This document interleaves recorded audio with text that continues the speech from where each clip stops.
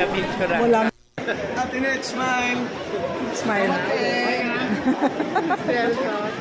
May camera yung salamin niya. Kaya smile ka picture. Walang Ate smile. smile. May camera yung salamin niya. Kaya smile ka. Welcome back mga kaaldab. Ito na naman po ang inyong lingkod, si Mr. Destiny. At magbibigay po tayo ng pinakamainit na update po ngayon sa social media mga kaaldab. Ito yung pinaka-latest na kung saan nga po pinag-uusapan. Sabi ko nga po sa inyo, dito po sa channel ni Mr. Destiny, 101% updated po tayo. Sa mga napapanood ninyo, napapakinggan po ninyo, relax lang, di po ba? Yan naman po yung kagandahan nyo sa channel ni Mr. Destiny. Kung ano lang po yung latest, kung ano lang po yung trending, dun lang po tayo, di po ba? Sabi nga po nila mga kaaldab, wag pa po kayong maniniwala sa mga komento. Basta tayo, tuloy lang, di po ba? Kaya nga po maraming reaksyon, maraming nagsasabi ng ganito. Normal lang po yun.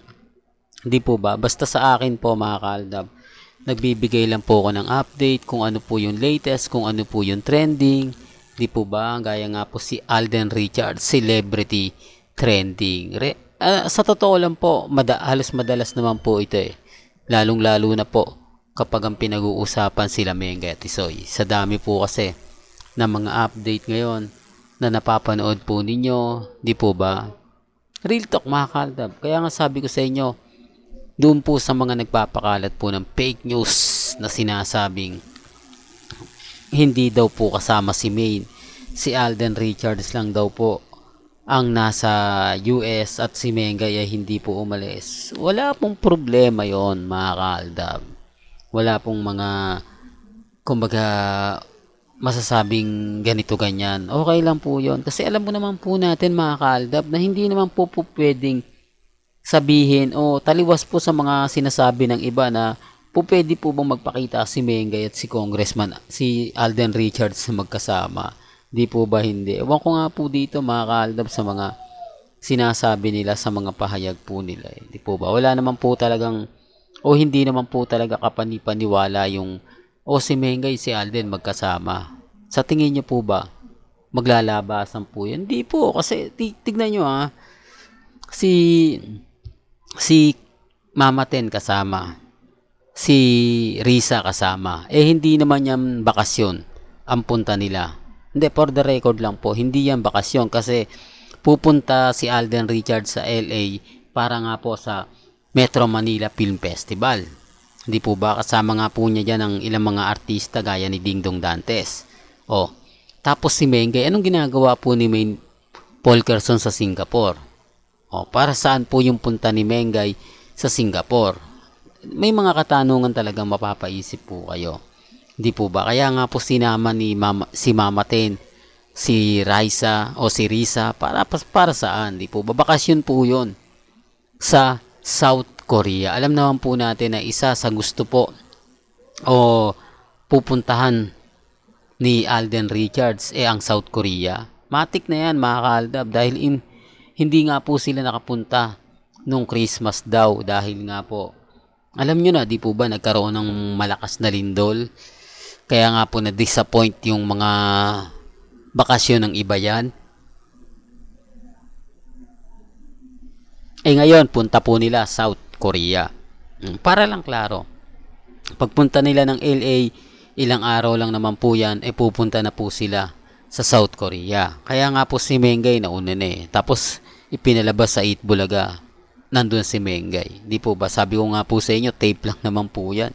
Di po ba? Pero bago natin ituloy itong magandang update natin, kung bago ka lang sa channel na to at isa kang true-blooded Aldab Nation na nagmamahal po kila Mengay at Tisoy, tama po ang channel na pinuntahan mo kaya consider na po kitang bagong subscriber. Ito po mga kaaldab, ang lagi kong pinapaliwanag at lagi kong sinasabi. Doon po sa mga mamis, sa mga tita, sa mga senyor na naguguluhan po sa mga sinasabi ng army. Normal lang yan kasi parang nga po madismaya yung iba, magsabi yung iba. Hindi, fake news yan. Wala namang katotohanan pupunta. Ano namang gagawin ni Mengay sa South Korea? Di po ba?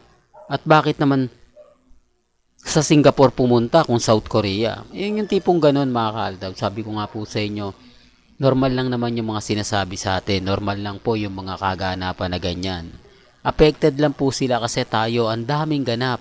Di po ba? Biruin mo, papaalis pa lang si Alden Richards. Alam na po natin na pupunta ng South Korea. Di po ba? Kung wala lang po talagang video, kung wala lang pong patunay, wala eh. Kumbaga, sasabihin nila, naku, fake news ka, Mr. Destiny. Hindi, galing na po mismo sa bibig ni Alden Richards.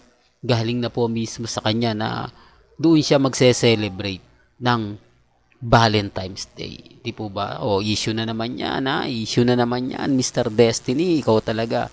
Dapat sa'yo, mademanda na. Dapat sa'yo, kasuhan na. Di po ba?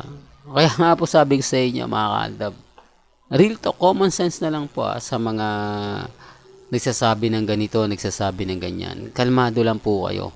Kampante lang. Hindi po ba? Wag po kayong basta-basta maniniwala sa mga sinasabi ng iba, pahayag ng iba. Basta po, mga kaaldab, kung ano lang po ang mga sinasabi nila sa Instagram, sa Twitter, sa Facebook. Ayaan nyo lang yan. Kasi ako, Mr. Paasa nga po tawag sa atin. Biruin mo, pati ba naman channel natin, pinakikialaman na. Ganyan po sila ka-desperado. Ganyan po sila ka-inis. Tapos nakita pa si Mengay sa Itbulaga. O paano makakagawa nga po ng mga edited pictures sa Singapore? Si pati Armin, naguguluhan pati mga main fanatics. Ano daw po ginagawa ni Congressman Arjo at ni Mengay sa Singapore? Sino nga po ba yung nakakita? Bakit pinost? Ay dapat yun. Kung edited picture lang yun, kung fake news yun, di dapat magre-react si Congressman. Dapat magsasabi, anong ginagawa mo dyan? Lumipad kayong dalawa ni Mengay, tapos kinabukasan bumalik lang. Ano yan? Nagpakita? Maaari sabihin nila Sabado, Linggo, di po ba? Lunes, trabaho.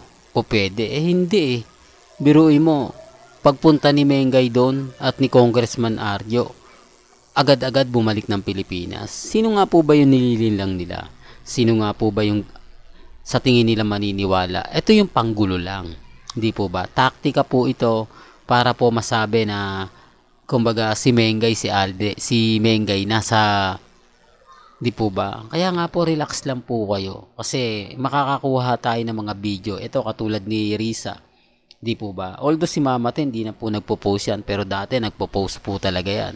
Siya po dati nagbibigay ng update pero dinidelete niya lang agad-agad. Nagtataka nga ako dati kay Alden kapag nasa ibang bansa. Pag-uwi na to ng Pilipinas, kung anong oras po sila dumating sa airport, ipopost niya yun. Popost niya. Kumbaga mga 10 seconds, 15 seconds, magbibideo yan.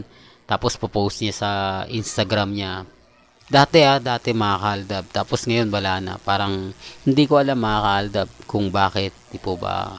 Hindi natin alam kung ano na nga po ba nangyari. Pero gaya na sinabi ko mga kaaldab, may mga bagay-bagay po na mahirap nga po talagang ipaliwanag. May mga bagay-bagay nga po na kayo na lang po bahala mag-react, kayo na lang po bahala magkomento.